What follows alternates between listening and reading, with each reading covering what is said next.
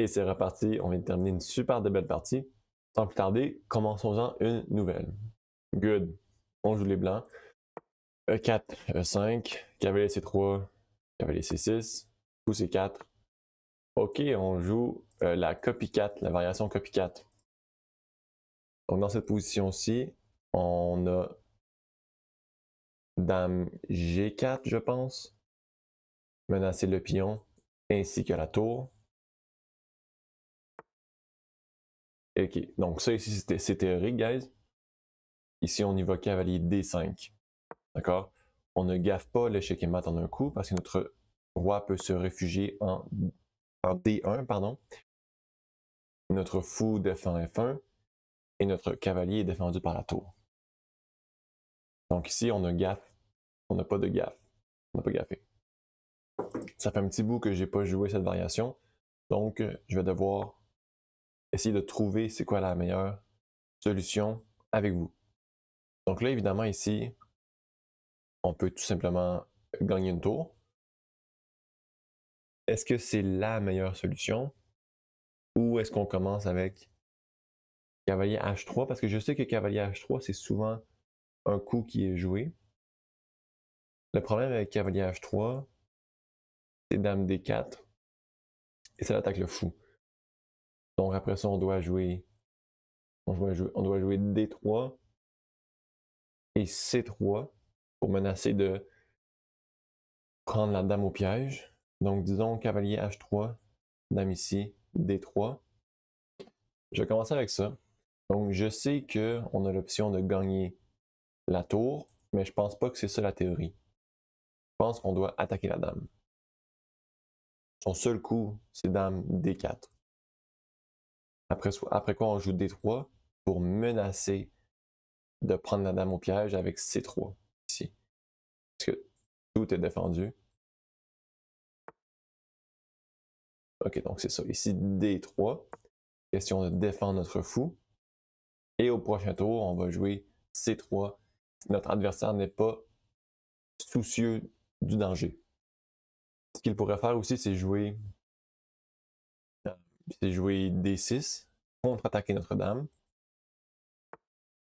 Non, même pas. Ok, donc là, vous voyez, on peut jouer C3. Le fou défend le pion défend le fou, le pion défend le cavalier, la dame défend le pion, et C3 est défendu par un pion, ça c'est défendu par le fou, cavalier, tour. Donc ici, on peut juste aller C3. Et la dame est prise au piège. La seule ressource défensive que mon adversaire a, c'est de sacrifier sa dame pour une pièce ou de jouer C6, dans quel cas est-ce qu'on peut simplement reculer. En F4, je pense. Et voilà, donc là, on a gagné. Je sais même pas de quel côté y aller. Qu'est-ce qui serait mieux? Je pense comme ça, c'est bien. Ah! Ah!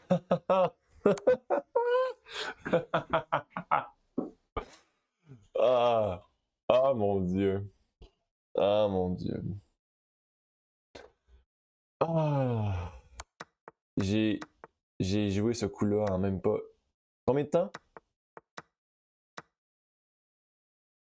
Je l'ai joué en une seconde le coup. Ah là là là là là là. Ok, c'est pas grave, guys, c'est pas grave. Il faut apprendre. Il faut apprendre de ses erreurs, n'est-ce pas? Oh mon Dieu. Ah que je suis déçu. Ah que je suis déçu. Pas grave. Pas grave. On fait avec ce qu'on a, hein? Ah wow. Ah bon, ici, évidemment, je vais capturer. Je vais aller ici. Ah là là là là.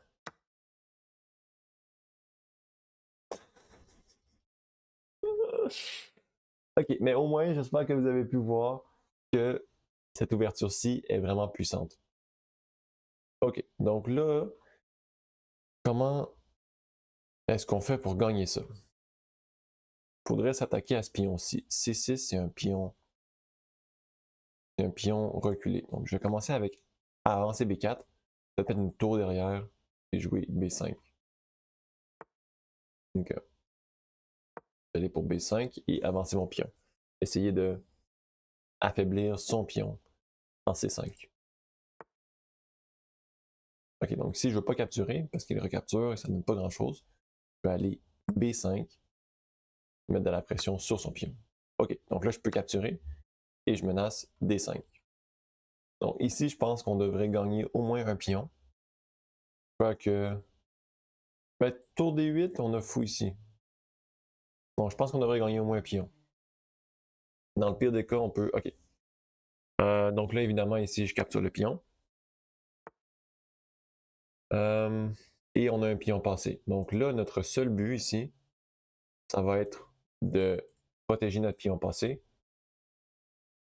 Donc ce que je veux faire en ce moment, c'est mettre ma tour derrière le pion. Mais pour ça, je dois tasser mon roi. Et si je tasse mon roi, mes deux tours ne seront plus connectés. Donc c'est pourquoi j'ai un peu de réticence à jouer ce coup-là, roi D3. Mais dans le pire, je peux jouer C4. Ouais, je peux jouer ici C4. Défendre ma tour. Et mon pion reste un pion passé, qu'il soit sur la colonne en C ou sur la colonne en D.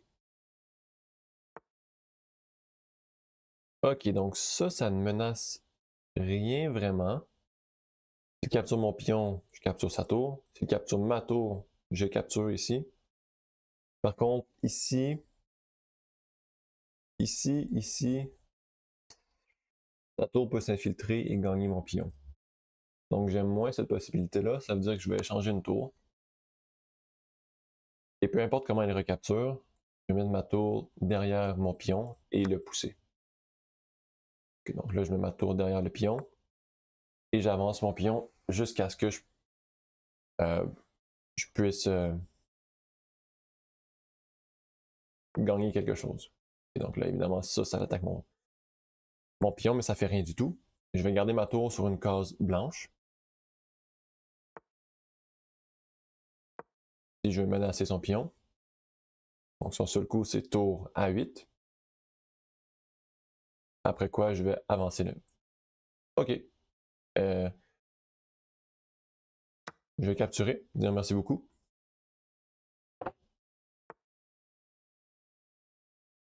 Et continuer à avancer mon pion.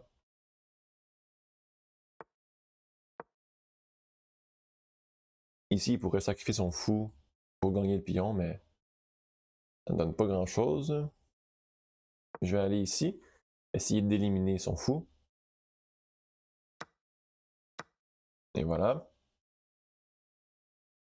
Donc, ce que je vais faire, je vais avancer mon roi. Pourquoi? Parce qu'après l'échange,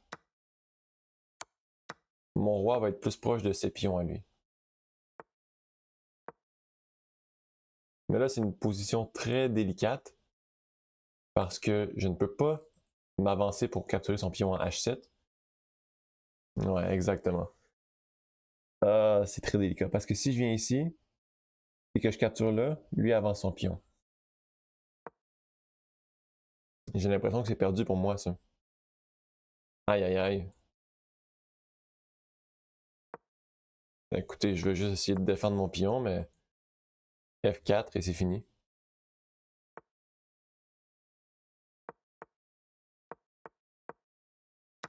C'est peut-être pas fini, guys. Je pense qu'il a mal joué ça. Ouais. Mais est-ce qu'il allait gagner? Il allait gagner. Je vais faire l'analyse pour vous montrer ce que je veux dire. OK. OK, good.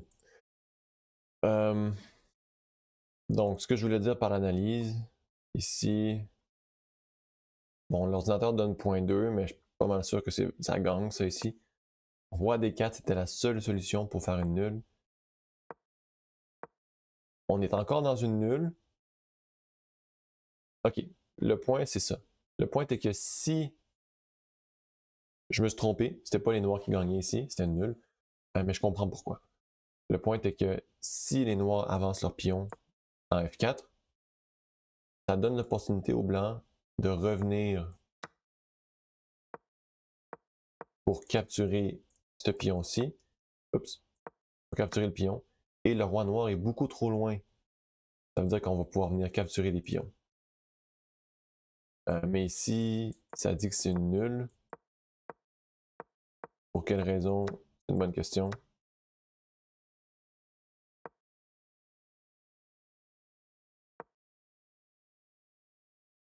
Roi F6. Ici. Roi F7. Ici. Ok, parce que le roi noir est capable de défendre le roi blanc. Et le roi ne pourra plus jamais sortir du coin. Et si le roi blanc décide de sortir, c'est le roi noir qui va prendre sa place dans le coin de l'échiquier. Et on ne pourra pas le faire sortir de là. Par exemple, ici, si je joue H7, c'est nul. Le roi n'a aucun coup. Et si je bouge mon roi, il n'y a rien que je peux faire ici. Ici, ici, il n'y a rien du tout. J'avance mon pion, il capture. J'avance ici, c'est perdu. Mais c'est pas perdu, mais c'est nul. Dans la partie, c'est ça qui est arrivé. Ici, ici, ici, ici, ici. J'ai capturé le pion. Donc, ça aurait fait une nulle, mais mon adversaire a abandonné pour quelque raison que ce soit. Peut-être qu'il n'a pas assez étudié ses fins de partie, mais ça aurait fait une nulle. Sinon, pour ce qui est du reste de la partie, oui, c'est vrai, j'avais oublié, c'était cette partie-là. Donc, vous voyez ici, on a déjà 0.8 d'avantage. Donc, cavalier D5, c'est théorique. Dame prime 2, roi D1. Et ici, vous voyez, on a la possibilité de gagner la tour, mais le meilleur coup, vraiment, c'est cavalier H3. Pourquoi? Parce que la menace est plus forte que l'exécution. Ça veut dire qu'on a encore une menace de gagner la tour.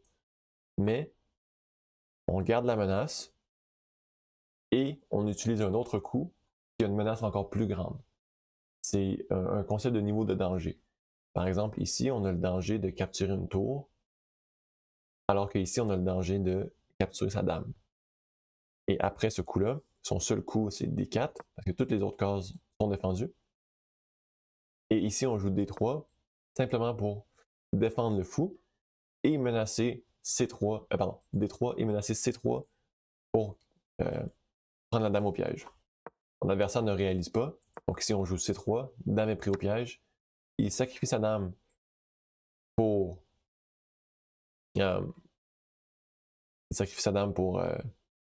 mon fou. Et ici on avait un très beau coup intermédiaire. Cavalier F6 échec.